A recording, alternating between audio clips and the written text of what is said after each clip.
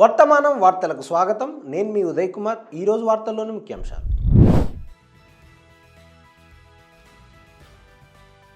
రాజ్భవన్లో కీలకమైన భద్రతా సమావేశం నిర్వహించిన మణిపూర్ గవర్నర్ శాంతియుతంగా ఉండాలని పిలుపు.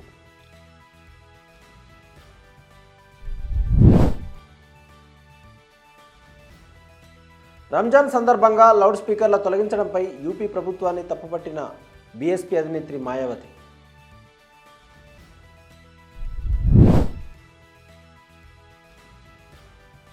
ఎస్ఎల్బీసీ వద్ద కన్వేయర్ బెల్ట్ పునరుద్ధరణ, వేగంగా సాగుతున్న రెస్క్యూ ఆపరేషన్.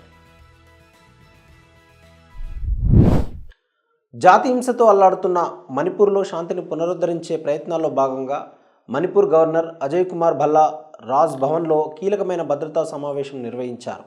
మార్చి 1న కేంద్ర హోంమంత్రి అమిత్ షా నేతృత్వంలో న్యూఢిల్లీలో ఉన్నత స్థాయి సమీక్ష తర్వాత నిన్న రాజ్భవన్లో ఈ సమావేశం జరిగింది. ఈ కార్యక్రమంలో రాష్ట్ర ప్రధాన కార్యదర్శి పీకే సింగ్, భద్రతా సలహాదారు కుల్దీప్ సింగ్, డీజీపీ రాజీవ్ సింగ్, ఉన్నత సైనిక పారామిలిటరీ అధికారులు హాజరయ్యారు. ఫిబ్రవరి 13న ముఖ్యమంత్రి బిరెన్ సింగ్ రాజీనామా తర్వాత రాష్ట్రపతి పాలన విధించాక రెండు వర్గాల మధ్య అశాంతి పెరుగుతున్న తరుణంలో ఈ పరిణామాలు చోటు చేసుకున్నాయి. లోయలో ఆధిపత్యం వహించే మైతీ కమ్యూనిటీ, మణిపూర్లోని కొండ ప్రాంతాలలో ఆధిపత్యం వహించే కుకీల్లోని డజన్కు పైగా విభిన్న తెగలు మే 2023 నుండి భూమి హక్కులు, రాజకీయ ప్రాతినిధ్యం వంటి అనేక అంశాలపై పోరాడుతున్నాయి. ఈ ఘర్షణల్లో ఇప్పటికే 250 మందికి పైగా మరణించారు. 50,000 మంది నిరస్త్రులయ్యారు. రాష్ట్ర అసెంబ్లీ సుప్త చేతనావస్థలో ఉండడంతో మాజీ కేంద్ర హోం కార్యదర్శి అయిన గవర్నర్ భల్లా మణిపూర్ను శాంతి వైపు నడిపించే బాధ్యతను చేపట్టారు. రాష్ట్రంలోని అన్ని రహదారులపై స్వేచ్ఛగా రాకపోకలు సాగేలా చూడాలని కేంద్ర హోంమంత్రి ఆదేశం ఓ కీలకమైన పరిణామం.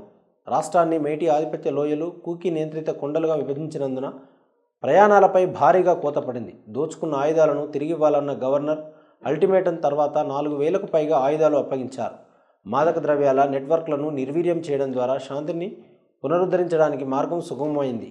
మరోవంక అక్రమ సరిహద్దు కార్యకలాపాలను అరికట్టడానికి కేంద్రం ఇండో మయన్మార్ సరిహద్దుల్లో కంచె వేయడానికి కూడా ప్రాధాన్యతనిచ్చింది.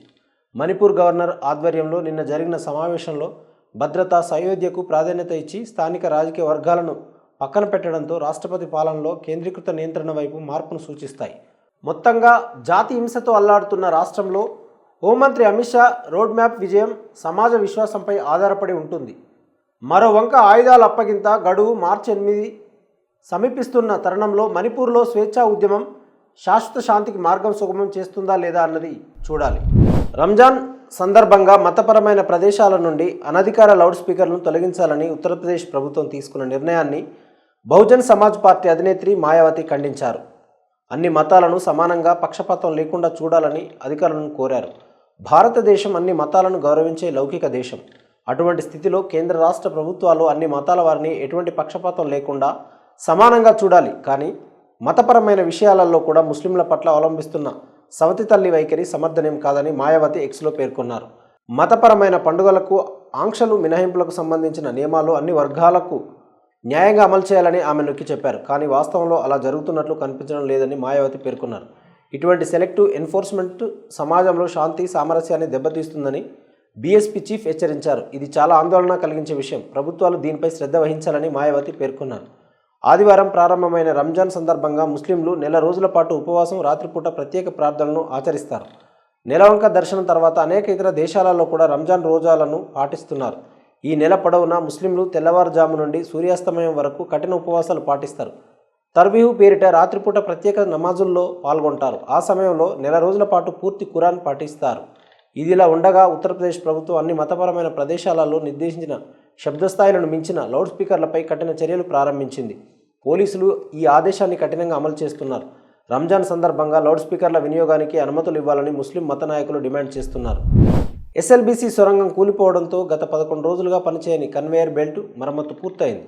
దీనితో 8 మంది కార్మికులు చిక్కుకున్నట్లు భావిస్తున్న సొరంగంలో సహాయక చర్యలు వేగం పుంజుకున్నాయి. కన్వేయర్ బెల్ట్ పనిచేయకపోవడంతో గత 11 రోజుల నుంచి మట్టి తరలింపు ప్రక్రియ మందకొండిగా సాగుతుంది. లోకో ట్రైన్ ద్వారా టిప్పర్ మట్టిని కూడా బయటకు తేలేకపోతున్నామని సహాయక బృందాలు ఆదివారం టన్నెల్ వద్దకు వచ్చిన సీఎం రేవంత్ రెడ్డికి తెలిపాయి. దీంతో యుద్ధ ప్రాతిపదికన కన్వేయర్ బెల్ట్ను పునరుద్ధరించాలని సీఎం ఆదేశించడంతో పనులు చకచక జరిగిపోయాయి. టన్నెల్లో 5,000 టన్నుల మట్టి ఉందని అంచనా వేస్తుండగా ఈ బెల్ట్ ద్వారా రోజుకు 800 టన్నుల మట్టిని బయటకు తేగలుగుతామని సహాయక బృందాలు అంచనా వేస్తున్నాయి. అలాగే ఇప్పుడు రెస్క్యూ సిబ్బందికి చెత్త శిథిలాలను తరలించడం సులభతరం అవుతుందని అధికారులు తెలిపారు.